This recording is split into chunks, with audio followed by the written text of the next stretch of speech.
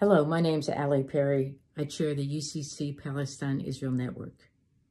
We have created this compilation of short videos as a companion piece for the resolution declaration for a just peace between Palestine and Israel that General Synod will be discussing and voting on.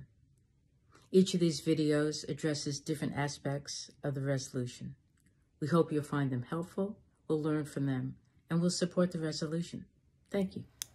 Hello, my name is Jenny Vaninga, and I'm a member of the Palestine-Israel Network of the United Church of Christ. I'm also an ordained minister and a theologian, and I have been to Palestine and Israel twice in the last number of years. And I can say without hesitation and without doubt that the oppression of the Palestinian people, the occupation of the Palestinian people, is a matter of theological urgency. What I saw on the ground there, from the checkpoints that the Palestinians have to go through on their daily journeys to work or to school, to the miles of the separation wall, which separates not only Israelis from Palestinians, but Palestinians from Palestinians, to the encroaching of settlements on the olive groves of Palestinian farmers all over the West Bank, all of this is a sin.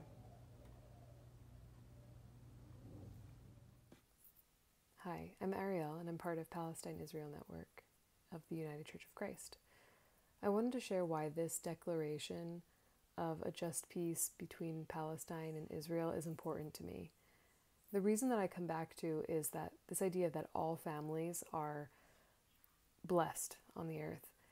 When I think of Palestinian families, I automatically transpose my own family onto it. I think of my grandparents and what if they had grown up in Palestine?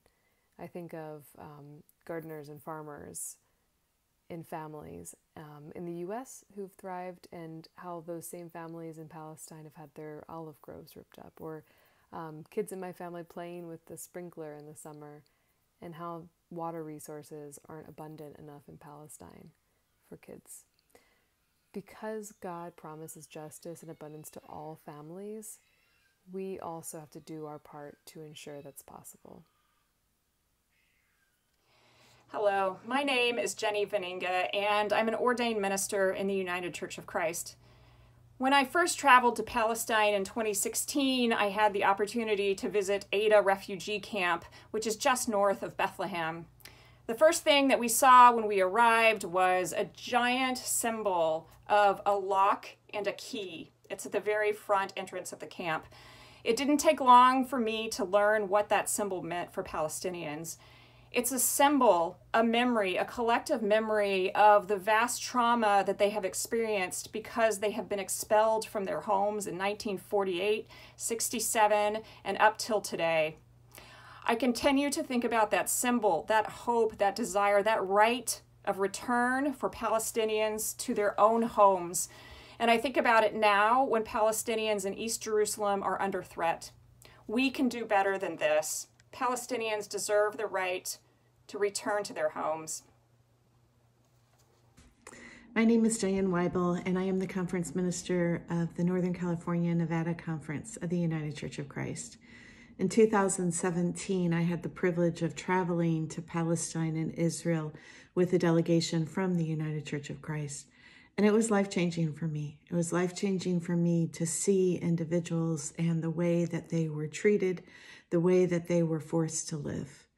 And it reminded me of what I am passionate about, which is the belief and understanding that all of us, every single one of us, is created in the image of God and therefore entitled to the dignity and respect that comes with being a creation of God.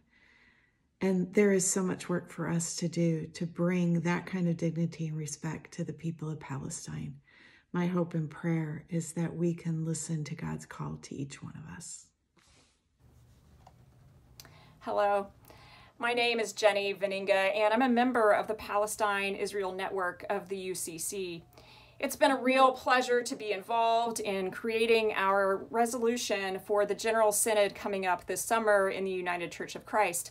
I wanted to highlight just one aspect of this resolution, which is that we affirm the First Amendment constitutional right to freedom of speech. And here, this especially means the right to be able to criticize and critique the state of Israel for its occupation and for its oppression of the Palestinian people. We especially highlight the right to economic protest, and you may be familiar with the global movement for boycott, divestment, and sanctions. And I know from hearing from Palestinians that they feel like this is one place where Americans can really make a difference. Assalamu alaikum. My name is Philip Farah, a Palestinian Christian born and raised in Jerusalem. I urge you to support the declaration for a just peace between Israel and Palestine for the upcoming General Synod. My own family lost their beautiful home in Musrara neighborhood in 1948, and Israel turned the whole neighborhood over to Jewish settlers. Today, I'm witnessing the heartbreaking, brutal attacks on Palestinian families, peacefully protesting the plans of Israeli authorities to expel them from their homes in my old neighborhood of Sheikh Jarrah, again, to make way for Jewish settlers. Today, an amazing coalition of American Jews, Muslims, and Christians are fighting to stop the forceful expulsion of Palestinians from several Jerusalem neighborhoods. Please be on our side for a just peace.